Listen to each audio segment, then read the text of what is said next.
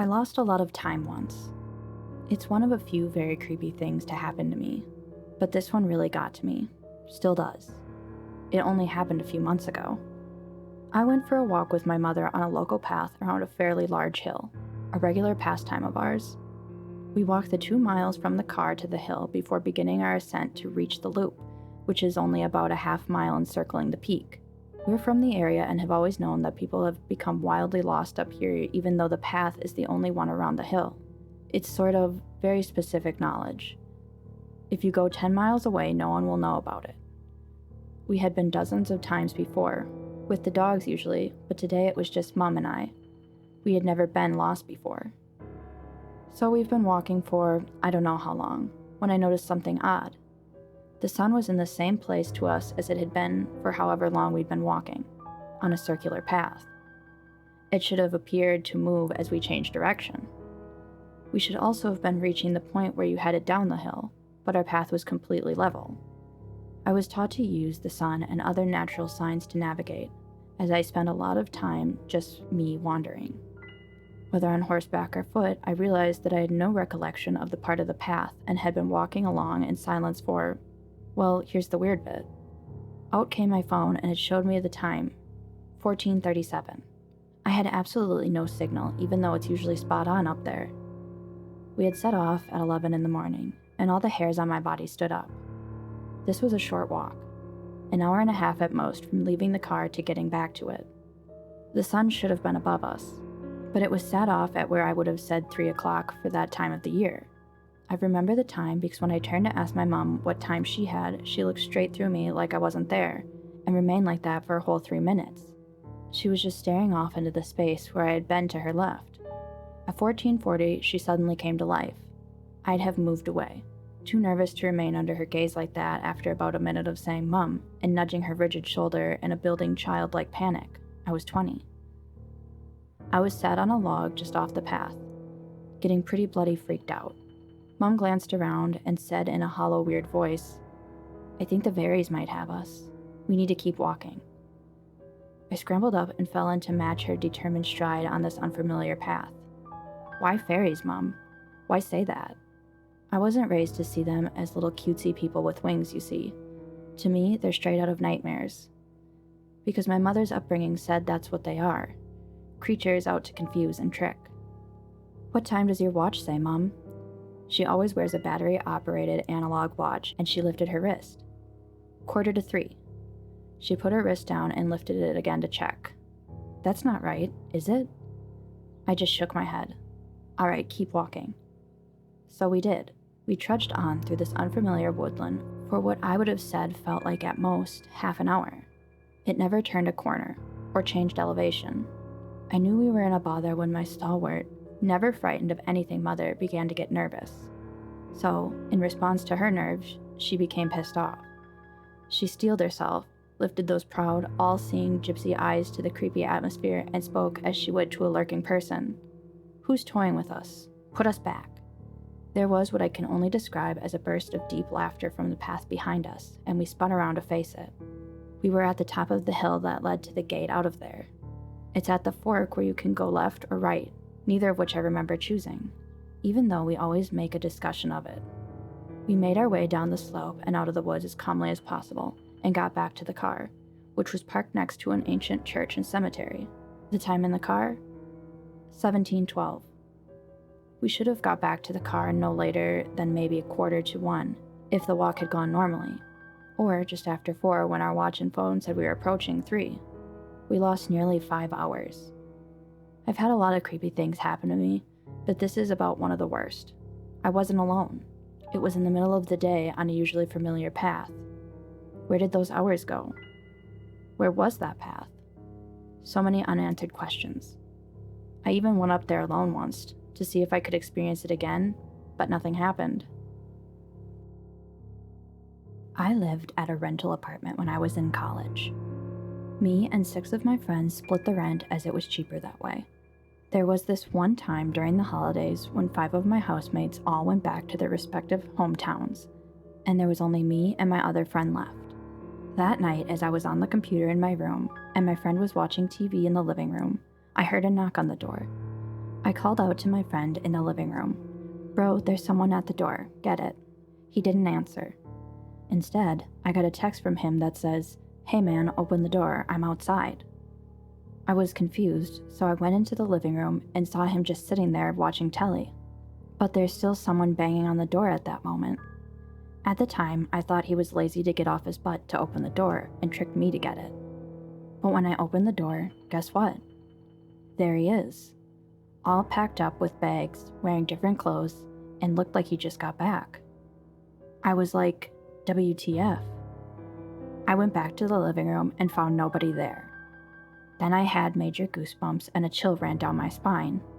It was the scariest, most creepiest, and the longest 5 seconds of my life as I was making sense of what's happening.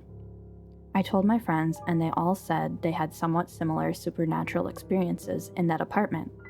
Needless to say, we all moved the next semester. A bit late to the creepy party, but I think I've got a good story to tell. One weekend I was walking through my old grade school to get into town, small town, maybe 1,200 people. When I turned a corner of the building into the parking lot, in the parking lot was one black sedan, nothing notable, no identifying marks, but nothing too unusual. I'm maybe 20 meters away, except the passengers. There was 4 completely white, definitely albino-looking men, bald, black eyes looking straight ahead. A moment after noticing, they all turn and look at me in unison. Their heads snapped instantly and all 4 of them met my eyes. I jolted back around the corner, then slowly looked back around to make sure I wasn't seeing things. Nope, there was still the car and the men still looking at me. Then I blinked and the car was empty. I leave the way I came.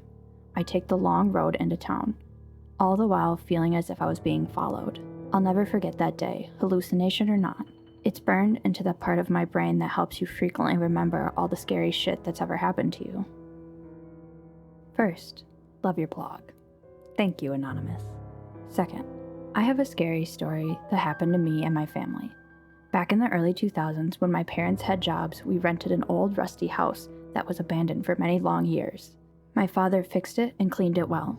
My parents loved the old Victorian vintage style, so naturally our furniture and interior design was that from chandeliers to carpets and curtains. The colors were dark as well. Nothing cheerful, even our pink rooms. The house was cold even in summer heat. I don't remember feeling hot inside the house. I saw black figures like your traditional white ghost, but in black, and very tall and thin everywhere in the house. When we boxed our things and placed them in our sun/summer room, I stood in front of it far away. I found myself staring at it without consciousness. It was empty for a second until I saw 8 or 7 of them, each one standing behind each box. Later, my sister, mom, and housekeeper confessed the same. One time, my mom was sleeping and she felt a frozen hand poking her arm harshly. When she got up, no one was there. She felt crazy pain all day and her arm was partially paralyzed. Plus, my father was running around the house turning off lights to save electricity. So imagine the pain of fear for a 9-year-old girl. The house was sold by the owner, and the new owner ironically changed the house into a vintage Victorian white and gold style. We moved to many apartments since we left the house, but the only thing that still stuck with me is that breathing down my neck on the back. It didn't last long though. It's really scary. I grew up hating the Victorian style house to my core and bones. I really hope my story is well written.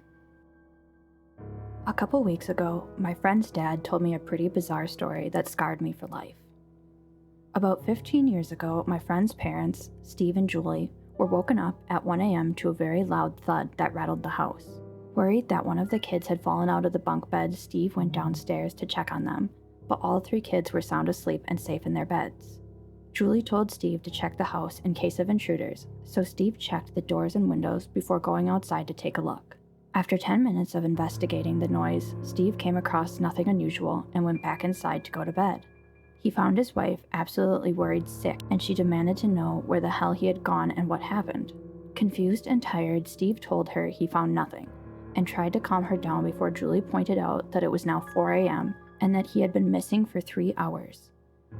Julie had even gone outside to check on him and he was nowhere to be found, and didn't respond to her calling his name.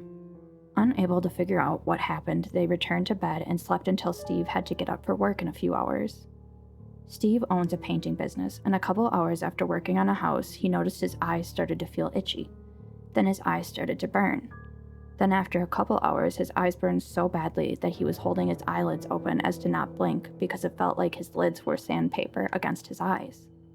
His employees rushed him to the hospital, and Steve was treated for second-degree flash burns on his eyes.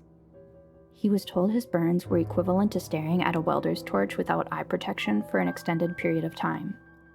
His eyes were treated, and he was lucky to have his vision fully restored. He is one of the most stand-up guys I know, and the way he told the story gave me the creeps. Dead serious and no explanation for what happened. His wife was there too, and she was visibly upset when he was telling me that story. Not my experience, but my mom and aunt's. I've posted this before. My mom and aunt have an interesting story with an old haunt. They grew up in the hollers in eastern Kentucky. One night, when they were 7 or 8 years old, they were sleeping in their grandma's house when my aunt awoke to someone whispering her name from the end of the bed. She said it sounded so terrifying that she was afraid to look, but it kept doing it. She shook my mom enough to wake her up, and my mom, too, heard it calling my aunt's name. They had the blankets over their head, and my mom finally got the courage to look down to the end of the bed. She said there was 2 male figures, bloody, slightly decaying, and looking like they had been in a car accident. The figures stood at the end of their bed all night, whispering their names while my mom and aunt hid under the blankets. The figures eventually vanished before dawn. My mom and aunt swear truth to this story still today. I've asked them to tell me it many times over the years, and it never changes. My aunt hates talking about it because she thinks it could invite them in. Anyway, when they told my grandpa about it the next morning, he said that he knew several people who had similar experiences and that those figures were called Bloody Bones and Rawhead in that area. A simple Google search will tell you that these figures existed in Southern folklore. I hope you enjoyed the video. If you did, don't forget to hit the like button and the subscribe button for more content in the future.